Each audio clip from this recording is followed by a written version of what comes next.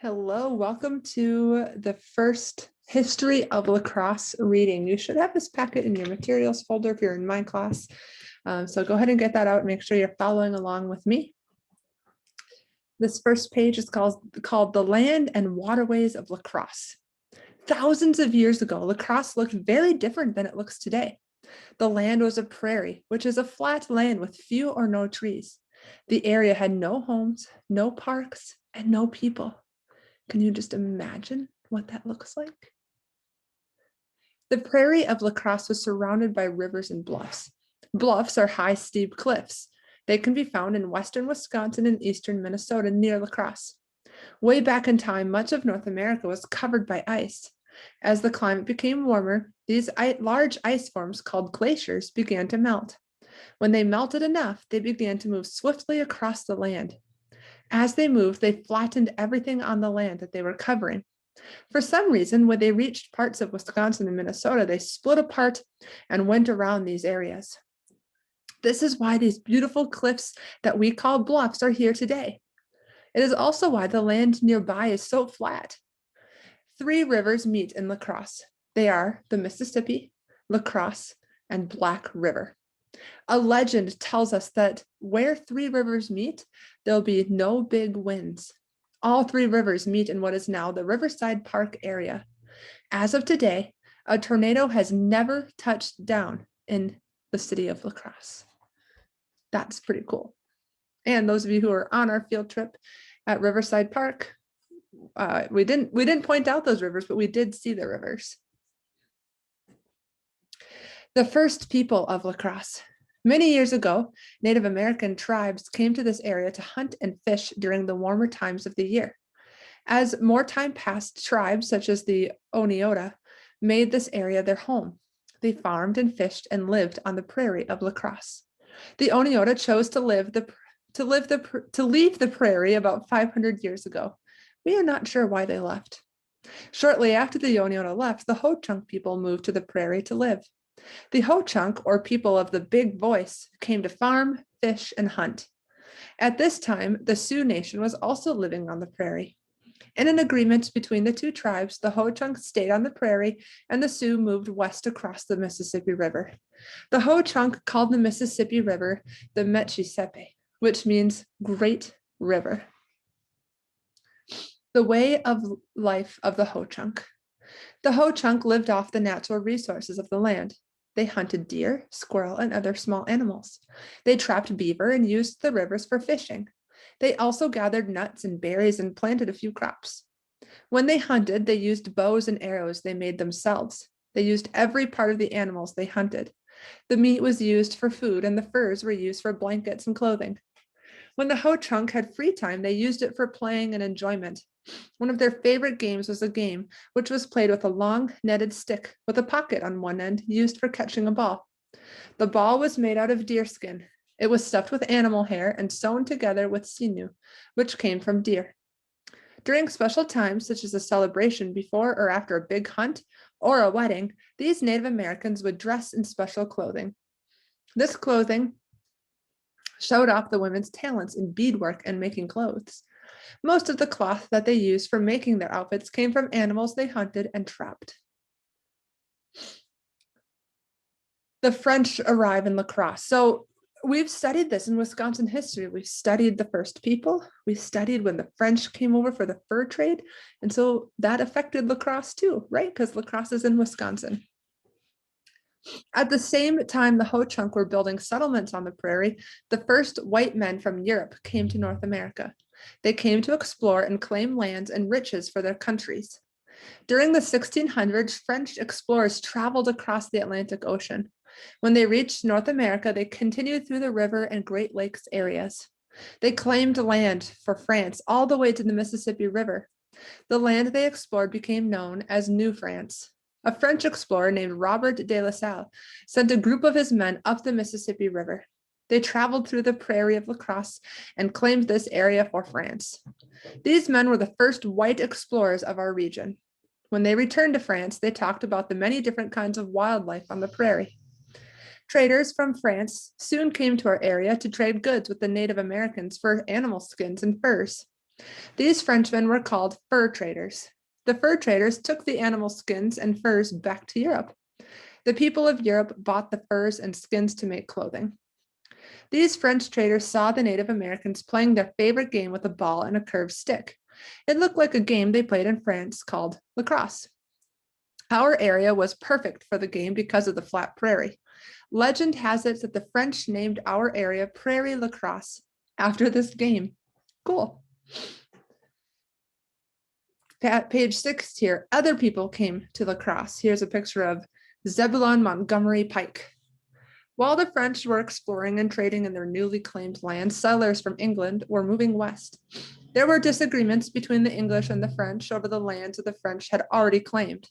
In an agreement in 1763, the French lands in our area were given to England. This area then became part of the United States when it became a country in 1787, after the American Revolution. As the original 13 states became crowded, more people started moving west. Over time, people from other countries who came to settle in the United States also began moving west. Everyone wanted land of their own to settle on. This brought them to the Mississippi River region. In the early 1800s, the United States government wanted people to move to our area to live. Men were hired to explore and draw maps of this area. One of these men was Zebulon Pike. He helped the government bring more people to the prairie. Trading between the Ho-Chunk and white traders would likely have taken place on Barren Island, which we now call Pettibone Island, directly across the Mississippi River from the current Riverside Park. Between 1820 and 1830, many white people came to Prairie Lacrosse. It was easy to travel to our area because people could reach the land from the rivers. The three rivers made Prairie Lacrosse a great place for white people to meet with the Ho-Chunk living here. They built trading posts so they could trade with these Native Americans. These trading posts never became permanent settlements for the white people. In fact, as late as 1840, there were still no permanent white settlements at Prairie Lacrosse. This was soon to change. White settlers came to live in Lacrosse. Nathan Myrick, Myrick, that sounds familiar, came to Lacrosse in 1841. He grew up in New York, but decided to move west at the age of 18. Nathan wanted to earn more money than he could make in New York. He traveled over land and by river until he reached Prairie du Chien. This was a permanent settlement along the Mississippi River about 60 miles south of Prairie Lacrosse. There, he was told of a wonderful place to set up a trading post up the river. It was Prairie Lacrosse. He bought some supplies and rented a keelboat to travel upriver. A keelboat is a boat that is pushed along the river with poles. In November of 1841, Nathan Myrick landed on Barren Island, Pettibone Beach, which we now call Pettibone Park. There were over 20 Native American homes already on Barren Island when he arrived. Nathan built a log cabin there. He set up his trading post in a temporary shack. In early 1842, Nathan decided he could get more business if he moved across the Mississippi River to Prairie Lacrosse. He hauled logs across the frozen river to build his new trading post because there were few trees at Prairie Lacrosse. Nathan Myrick's trading post. Nathan Myrick built a small 16 by 20 foot cabin for his home and trading business. It was located at what is now Front and State Street, near the entrance to what we call Riverside Park. At this time, the banks of the Mississippi River came right up to Nathan's home and trading post. Riverside Park was not there. Many years later, soil was taken out of the Mississippi River to build Riverside Park. The place where Nathan built his home and trading post was easy to reach for both Native Americans and white settlers from other places. They came to trade furs and other goods for money, food, and clothing. A growing Prairie Lacrosse. Shortly after opening his trading post, Nathan met Scott Miller. Miller became Myrick's partner in the trading business. Together, they built several other buildings, such as a blacksmith shop, a barn, and a barrel house. Miller only stayed at Prairie Lacrosse for a few years. When he left, Nathan continued to run the trading post by himself. At the top here, the Myrick and Miller trading post and dwelling from a drawing made under Myrick's direction. And here's the picture of Front and State Street in 2006. Still looks like that. Here's Nathan and Rebecca Myrick later in their lives. Nathan Myrick's trading business was very successful and made him a lot of money. He even made more money by selling logs. He got logs from Barren Island. He also got logs from the area north of Prairie La Crosse along the Black River.